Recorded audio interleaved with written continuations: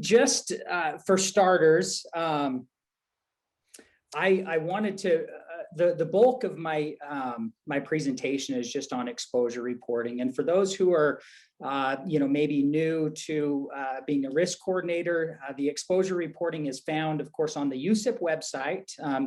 Every UCIP member has a risk coordinator page where they can access tools like workers' comp resources. They can access their policy.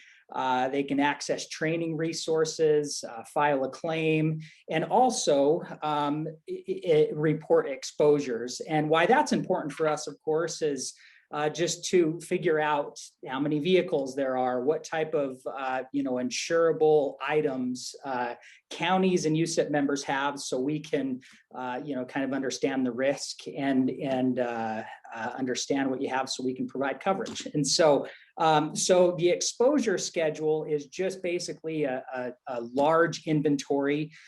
With UCIP as a whole, there are between vehicles, buildings, mobile equipment, there's about $2 billion worth of vehicles, buildings, mobile equipment items on the exposure schedule. So it's a quite a large database that of course provides coverage for all the insurable items with counties and UCIP members. So we often have to make changes to the exposure schedule. Some of it is just to provide clarification. If maybe there's a question that continues to arise, we might have to change the wording on certain questions that we ask in the reporting or in the exposure schedule. Sometimes there's coverage that's changed. For instance, drones have become fairly popular, especially with counties, whether it's search and rescue, tourism departments, where counties are using drones much more. 10 years ago, drones didn't really exist much. And so we had to change the exposure schedule and the coverage addendum to not only add coverage for the drones, but also to have a place where counties could report those drones so we can know who has them and extend that coverage. So we've made a few changes. Some of these, you'll have to forgive me, there could be 2 or 3 that have come out within the last year and a half. So you may have already heard of some of these changes. Some of them will be new changes that you most likely haven't heard of. So I'm just going to go through some of them and just to clarify and kind of let you know what changes have been, just so we can get an accurate picture of what counties have. And so if we jump over, this first one is probably about a year ago we rolled this out. But what we saw when members were reporting ATVs or UTVs, I'm sure you notice on the roads, there's quite a few of them that are street legal or road licensed. And so we want to identify those UTVs that are street legal. And the reason why is the coverage. Utah, of course, requires certain coverage if you're driving a UTV on the roads, opposed to coverage that they would require if you're just driving it off road. And so we've added kind of an intuitive box here that says, is your ATV or UTV road licensed? So if you're adding a UTV and it is road licensed, just click yes, and it's going to flash a message on the screen that says, please add the ATV UTV to the vehicle schedule. And so it'll direct you over there to add that to the vehicle schedule. And again, the reason why is if it's being driven on the road, we want to make sure it has adequate coverage and follows Utah state law for vehicles on the road. If you click no, it'll just allow you to continue to add that UTV. So if we jump over here, to the construction, and you know what, let me back up. Actually, I want to see just at the top of this slide, you have just a summary of what the exposure schedule website looks like. And you can see all of these items. Of course, many of you are more familiar and have been doing this for longer than I've been here. And so it just itemizes everything that that you could potentially add to the inventory schedule or the exposure schedule. So we covered, so I'm just going to go through each one of these. The next one is construction. And, we of course want to know if there's a new building project in the county for a few reasons, but mostly we want to make sure that it has adequate coverage. And more often than not, it's going to require a builder's risk policy, which we would secure from a broker. We would encourage you to still add the, any new construction projects to this schedule. But the process that we'd like to see is as you're preparing to build this building, please give Johnny a call, and he can go through and maybe review the contract that you have with contractors, with the architects, with everyone, and just to make sure that we've got coverage from A to Z in that building process. The construction schedule where UCIP would extend coverage would more so be in-house construction project where, for instance, maybe the road shed is going to build a building, just a small storage shed on that project. You could put that on. In those situations, you probably don't need a builder's risk policy where we could coverage it if it were county employees that are building that structure. Everything else is going to need a builder's risk policy, and we can help you secure that builder's risk policy. Or some counties will go through the contractor and have the contractor provide the builder's risk policy. So it just depends on how your contract is written. And so with the schedule, we have added just two. We've taken away one that I believe it almost repeated itself. We have estimated construction cost of the project. And there was another question we had on there that was very similar to that. So we've narrowed it down to just one. And then we've added a place where you can upload a builder's risk certificate on here. And so those are the only two kind of minor changes that we've added to the construction schedule. But again, if you catch wind that the county is going to be building, having a construction project, please reach out to us just prior to the bid process, and we can just to make sure we've got coverage on that building, just adequate coverage. So let's see here. So if we jump over here, I won't go through too much of this, and I know Alex has put this on our website, but on the exposures, there's an area where you report drones. And again, we're seeing drones, added to the schedules just more so than any time before. They're gaining in popularity. And the FAA has made some changes recently on drones. The way that you operate a drone, there's basically two kind of vehicles of operation. There's Part 107, and then there's a certificate of authorization. And the FAA has allowed, they've given some exceptions for certain types of operations under Part 107 that will allow, counties to fly, over people, to fly at night. There's a few things that go along with that. And if you run into some of those with maybe your search and rescue or sheriff's department, feel free to use us as a resource to if you need to understand some of these new rules a little bit better.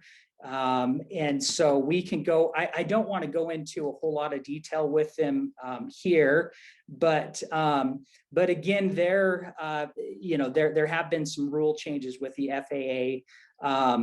And so the one other major change, and it won't hit until we've got about a year and a half. But with drones, they're now requiring a remote ID type of device on drones. So if you fly a drone, they want to be able, the FAA wants to be able to have some type of device on there that broadcasts the ID, the location and altitude, the velocity, and the elevation, and just basically where that drone is flying. And so they're not requiring that until 2023, I believe. And Johnny, correct me if I'm wrong with this, but so eventually by September of 2023, with your drones, you will have to, if you don't have this device, you will have to have a retrofitted kind of broadcast module to stay up with that FAA remote ID regulation that they're putting in force. And so so they have given us some time with that, but just be aware, if you do have drones on the schedule, just be aware that your departments know about some of these changes. Again, for the Part 107 change, it's a little more favorable. It does give a little more flexibility under certain situations. But again, please feel free to call us if you have questions on those changes. And so let's see here. Okay. The next one, we've added a small change on the exposures tab.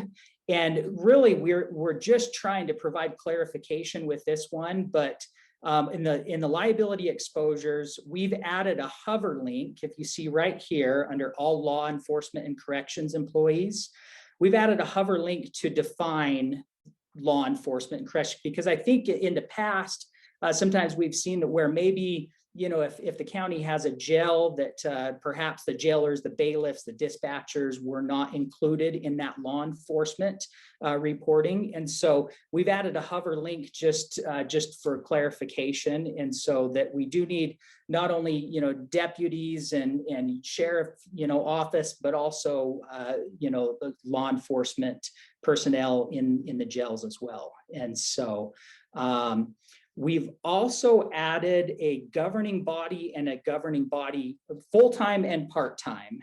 And so when we go into the underwriting affirmation in May, if you don't mind filling that out, if you have 3 commissioners and they're part-time or full-time, just add that to the exposure schedule. If you're a special service district and you have 7 individuals on the board, just add 7 part-time, and so those are the 2 changes that we've made to the exposure schedule. And let's see here.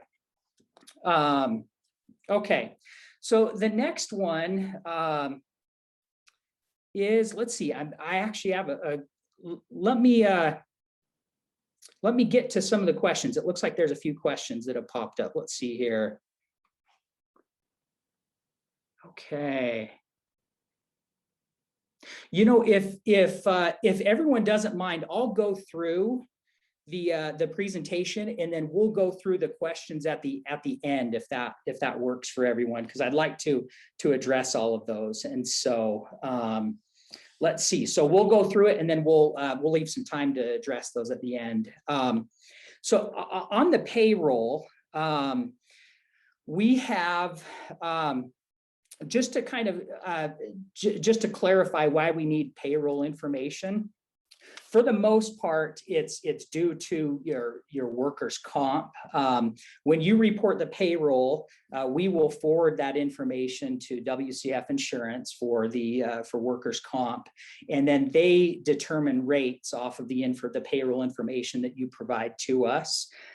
So that entire policy period, the rate would remain the same. And then what happens is generally in February of March of each year, WCF Insurance will come in and audit your payroll for the prior year. And so if that payroll number was overinflated, after they've done the audit, so you overshot those payroll numbers, you will receive a refund check from WCF. If it was shot a little low, and then you may receive an invoice from from us for that workers' comp premium. And so when we ask for payroll during the underwriting affirmation process, we're asking for the following year. So for instance, I'll be sending out the underwriting affirmation actually it'll be on Monday is when you'll receive that underwriting affirmation that we send out each year. And on it, it'll ask for payroll, for you to update your payroll numbers. Those numbers, we'd like to see just the projected numbers for 2022. And I know sometimes it's difficult to project that, but just, again, just put the best number that you feel comfortable with. And then, again, we forward that on to WCF to determine workers' comp rates. And so one thing too, that maybe some of you may or may not be familiar with, but there is a tab here that, let's see, it's actually, let me go in here. Okay. So this tab that says add a classification code on the bottom, or add a class code. Sometimes I've seen where WCF will run the audit premium, or excuse me, just they'll run the audit, and they may add a class code that wasn't there prior to that. So they may say, okay, this employee isn't quite clerical, but they're not quite a county code, and so they have a code that they've now applied to the policy. And if we run into that situation, we can add a class code manually to where you just hit this tab, and it'll allow you to add some type of class code, a workers' comp class code. And so we try to take care of that in-house, but just there is that option. If you're ever able to jump onto the schedules, you can kind of play around with that and see. But you do have the ability to add class codes as it applies to your situation. We have some members that have probably 15 or 20 different class codes. And then generally counties will have just these class codes right here. So, and the class code is just what, of course, what workers' comp defines as, your job description, basically. And so it could be an outside sales rep. It could be, for health departments, there's a number of codes for health departments. And so, anyhow, with the payroll though, again, just the key things to remember is we're projecting for the following year when you add that payroll number, and just understand that that WCF Insurance will run an audit in the following spring, and that could determine whether you have a credit, or maybe it's just the same. It was a wash, or there could be a little bit of an invoice for the difference. So Marty, could I just interject yes, please. a second? Yeah. So not only do we need these payroll numbers for workers' comp, we understand that many of you may not be under the workers' comp program with UCIP. We do need all those payroll numbers for our reinsurance carrier as well. So we ask all members to report their estimated payroll, as Marty explained, for the upcoming year, because we do need that for CRL as well, our reinsurance carrier. And Sonia, is it crime coverage that has some rating that includes payroll? Yeah, I think what CRL has been doing is there are different layers of coverage that they have on their end. Some of them request those payroll numbers to do their rating. So there's a lot of different layers on our reinsurance coverage. So within that, that's what they're requiring. So each underwriting process, we do have to report those payroll numbers to CRL. So we need everyone to report those numbers. So I noticed Marty has up on here one of our members, and it's showing all zeros. Even though we may not provide workers' comp coverage for you, we do need members to report those numbers for reinsurance purposes. Thank you. And in some cases, we run into, especially maybe a smaller special service district where you know, the operation has no employees, and you know, it's just a board member that kind of that runs the special service district. And in this case, the example that I use in the slide, that was the case with, you know, with this one where there are no employees. And so let's see here. Okay, so if we jump to the next slide, again, you know, some of the changes that we make, we're trying to make sure the website's more user friendly, and with this, we've added a few hover links, and you can see the ones in blue here. If you have a question on what value affirmed as is, you can just hover over that and it'll tell you actual cash value, replacement cost, or reproduction cost. If you have a question on what defines contents, it'll give you a couple examples if you hover that. EDP is electronic data processing, so your printers, your computers, you know, items like that. It'll give you examples. Fine arts, it'll give you an example, but it also includes a section of the coverage addendum that defines coverage limitations or the broad coverage of fine arts. You know, for instance, if it goes beyond you know, $10,000, if the value is beyond $10,000, we want to make sure that we're scheduling those, separately scheduling them, rather than just including them in content. So if you do have paintings, you know, maybe some items that are a piece of the county's history that you know, that hold value, you know, reach out to us, and we may want to put that on fine arts, you know, depending on the value. And so, but that will define, you know, the coverage there. If you hover over that, miscellaneous is kind of floating coverage that's not necessarily tied to a location, but it could be, you know, maybe on an ambulance, maybe in a patrol vehicle.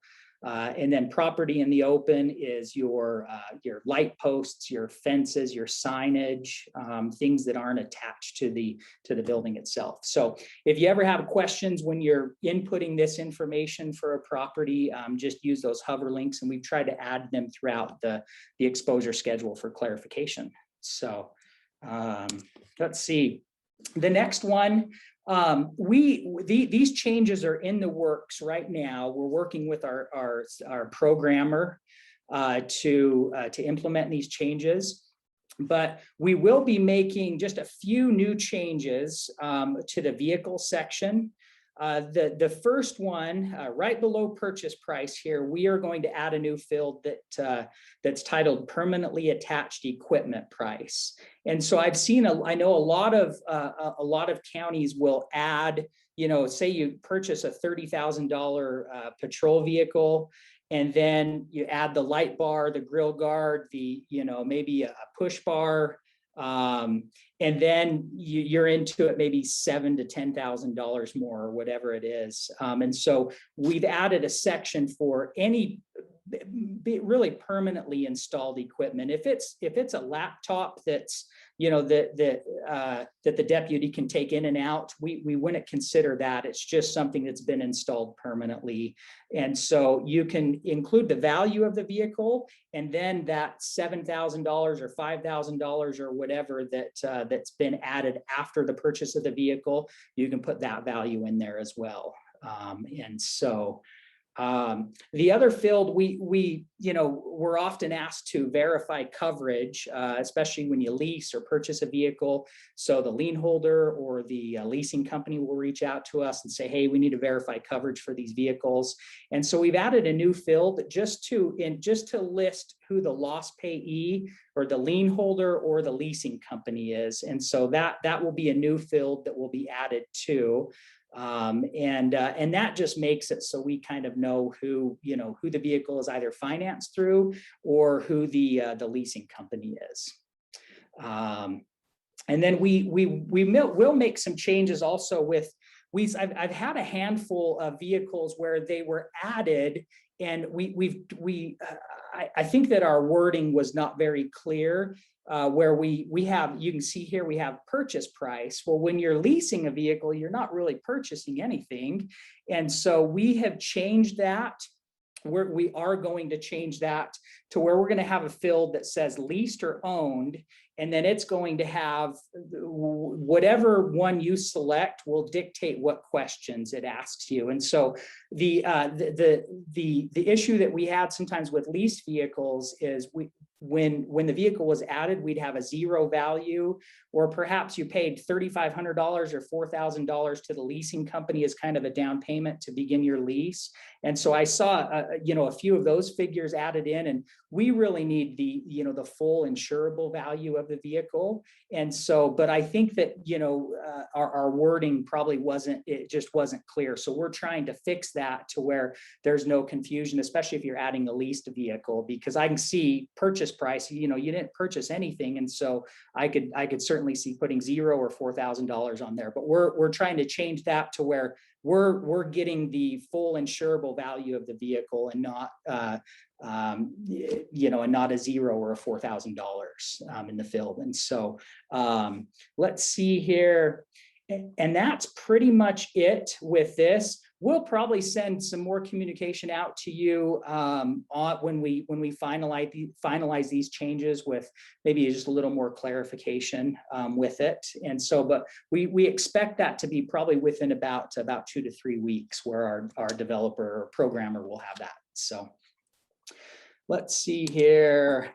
Okay, next one. These are the exposure schedules that have no changes. So we've not added any changes to these. Mobile equipment, motorcycles, snowmobiles, trailers, watercraft. One thing I always remind you with is the mobile equipment and trailers. Often we'll see mobile equipment in trailers, and it's an easy mistake to make. But if a trailer, just because a trailer has 2 wheels and is hauled behind a vehicle, doesn't necessarily constitute as a trailer on the schedule. If you have, say the radar trailers that you'll set up in a neighborhood, those, of course, we'd want those under mobile equipment. If the purpose of that trailer is to haul cargo, the main purpose, if it's to haul cargo, so a cargo trailer, flatbed, a dump trailer, things like that, you'd always put under trailers. But if it has permanently installed equipment mounted to it and it's just hauled to a job, and that trailer, so maybe it's a power washer or a tar pot, or again, the radar trailers, those are going to fall under mobile equipment. And so those are just things to watch out for when you're adding. Of course, if you have any questions, we're always happy to help too, because sometimes you run into a piece of equipment that you're going to add, and it could fall under either. And so if you have any questions, just feel free to call us, and we're always happy to help. And so let's see here. Okay, and after just with going over all the exposures and some of the changes we've made, I know a lot of you are familiar with the underwriting affirmation process, but this happens once a year, and we're actually there right now. So generally towards the end of April, beginning of May, you'll receive an email from me with this underwriting affirmation form that's up on the slide. And basically it's just, just about saying, hey, I've gone through the schedules, and everything is current and up to date as of May or June. And so a lot of members will just go through, their list, their vehicle lists, and make sure that maybe one hasn't been added that should have been added, or maybe you have some that should have been removed. Maybe they were sold months before and just somehow it slipped through the cracks. So I think it's a good way just to evaluate all of your exposure schedules and then make adjustments as needed. Some of you may keep up on it each month, and maybe you don't have to do a lot towards the with the affirmation, but is all we ask with it is just that you review it, make sure everything's accurate and up to date, and then send it back to us, and then it basically starts the process for coverage heading into 2022. So as Sonia mentioned, we have a reinsurance company, and we send them the exposures and then we're calculating what member contributions will be and trying to project that, so you have those ready for your budgets. And so this is really when our underwriting process starts for 2022. So again, if you just check the box down, we did add one new question to the affirmation, and that's just workers' comp provider. And so if you could just include that in there, who your workers' comp provider is, and we just kind of file that away and make sure that we're good. We have run into situations where maybe a smaller entity that has a handful of employees, and we just want to make sure that where workers' comp is required by law, that there's no miscommunication as far as, we thought we had workers' comp coverage, but we don't. And so we just want to avoid those situations and make sure that that we're helping in that way too. And so again, just expect this by Monday from me, and then we have we try to give you a couple months to do that, so we just ask for it by June 30th.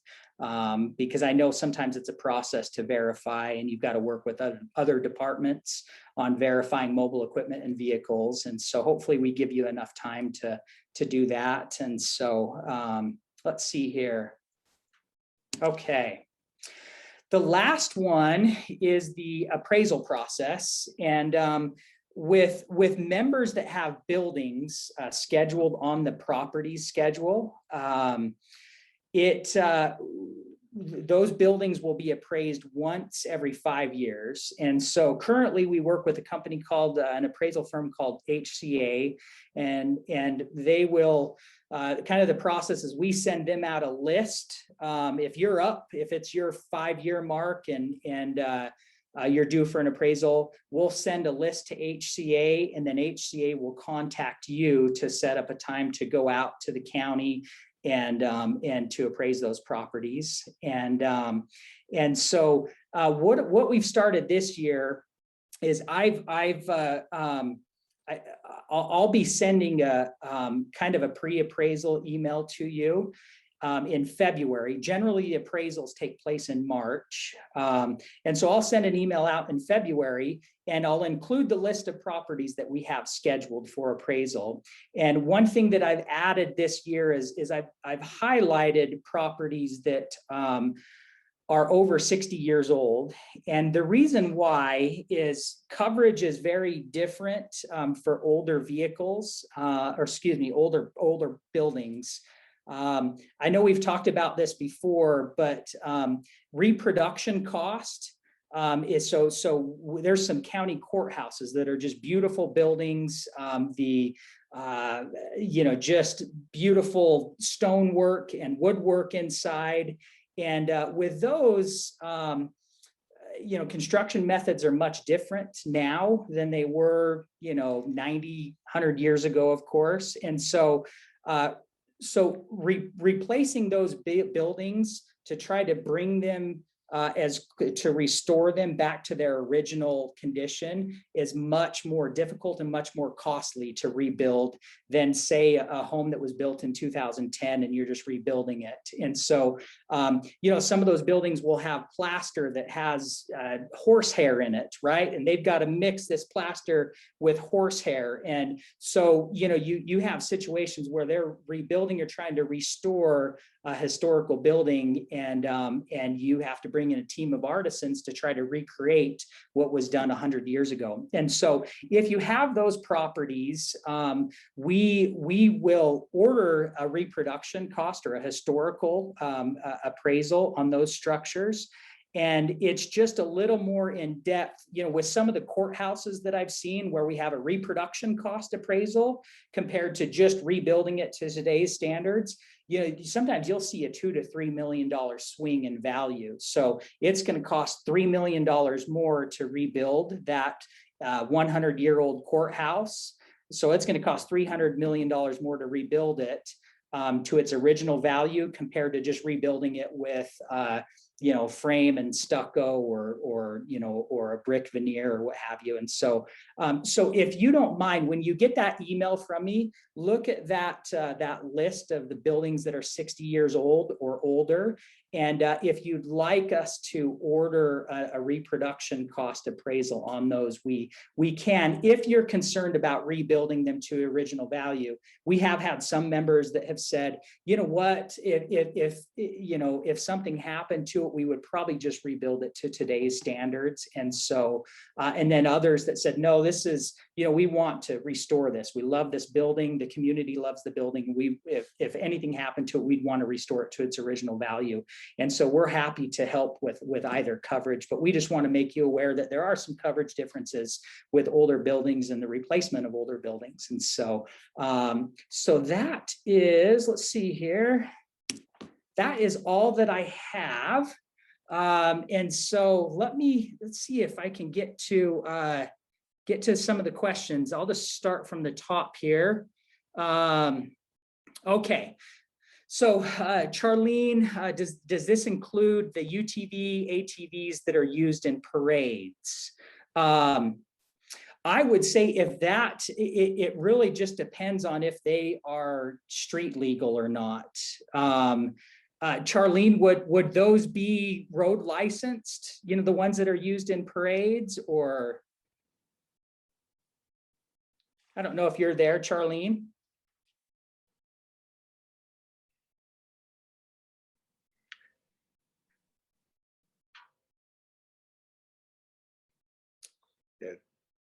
She's saying that they do have them licensed. Yeah, we do have them all licensed. They all have plates. They don't normally go on the street except when they want to play in the parade. Oh, okay. Okay. But Johnny answered it for me later on. Oh, perfect. Okay. He did. Okay. Okay. Perfect. I don't know, Johnny, would you mind? Just in case anyone else has a question with that, just. Yeah, with the street legal ATV, UTVs, the primary purpose of our schedule is to look at where we place it for physical damage coverage, primarily. The difference from a liability standpoint, if it's an ATV, UTV that is primarily used off-road, that's what it's built for, and that's what you're utilizing it for. That's going to be mobile equipment, and in an accident, if someone's injured or their property is damaged by that ATV, UTV, as a piece of mobile equipment, it's paid the claim is paid out of the general liability. But if it fits the definition of an automobile, so it's primarily used for street use, then again, if that's the situation that you have ATVs and UTVs that are street legal and the primary use is on the street, then get a hold of us, because we'll want to see if it does fit the definition of automobile under the liability. Then we want to make sure that you are scheduling that as a vehicle so that we're making the appropriate charge for the auto liability on that ATV, UTV. But most of the counties, most of the ones that we see are just very rarely used on the streets, so they wouldn't meet that definition of automobiles, so we would not make an automobile liability charge for it. Okay. All right, thank you. Let's see, just going down the list with Michelle, it sounds like maybe the question was answered, but you had asked a contractor and engineer is carrying the insurance on the construction schedule. Do we need to have coverage? And the answer, if you have a building or a builder's risk policy, and then you wouldn't need to during the construction process, you wouldn't need the UCIP coverage. One thing that we do like to see you add that on still, just because I keep track of all the properties that will be appraised the following year. So if you add a construction project onto that construction schedule, I kind of watch that to see if we can put it into the appraisal rotation the following year. And so it's great for us just to know those construction projects because once it's finished, as close to spring as possible, we'll send the appraiser out and have them do a final valuation on the property. And so, but if the builder, if you have a builder's risk policy on that, you wouldn't need the UCIP coverage. And so, let's see here. Hopefully that answers the question. Tanya, are you still there, Tanya? You'd asked if this information that UCIP, is this information that UCIP needs from the counties? And I apologize, I'm not sure what slide you were referring to on that, but if you're there, would you mind asking that question?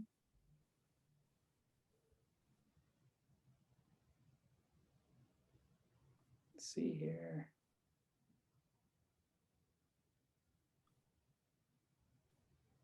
I don't know if Tanya is.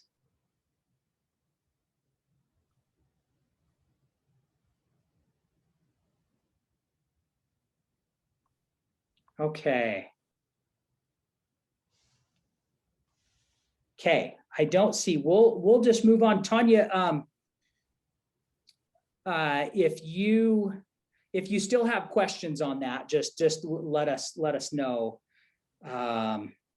Okay, so if we move down, Mary Huntington, you'd asked if the workers' comp, if it's not through UCIP, then do we still need to report payroll? And I'm sorry, Sonia already addressed that. She answered that question. Let's see. With Michelle, you'd asked, do we add them if they are not paid, but they volunteer to the payroll? Johnny, I don't know if you could shed light on that. I believe that with volunteers, so for a volunteer fire department, workers' comp, they do have a kind of a base figure that they use for volunteers. And so as the county keeps track of those volunteers, and so, but Johnny, if you don't mind shedding some light on that. Yeah, so for volunteers, when you don't have payroll for them, you wouldn't report payroll necessarily to us because there is none. But just understand that, yes, because volunteers are covered for workers' compensation for medical expenses, they just get the medical benefits under workers' comp. Workers' comp fund, when they do their audit, they will either, if you have good detailed records on the hours that the volunteers volunteered for, they'll use the hours to determine what you owe for workers' comp. But most of the time, they're not finding that there's real good hours records kept for those volunteers. So they just have a flat assumption. I think it's like $1,000 of payroll per year that they attach to each volunteer and charge you based on that flat rate. more or less for volunteers. And I see Michelle is clarifying that she's talking about volunteers that are her board members. And again, if the board members are covered as volunteers by workers' comp fund, they're going to assume a base minimal amount of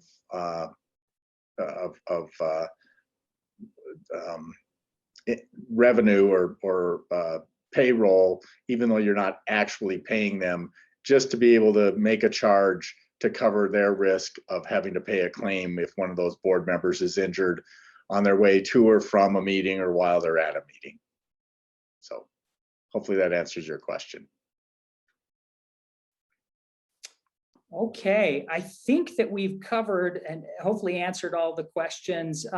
Does anybody, just before I wrap up, does anyone have any additional questions that haven't been covered already?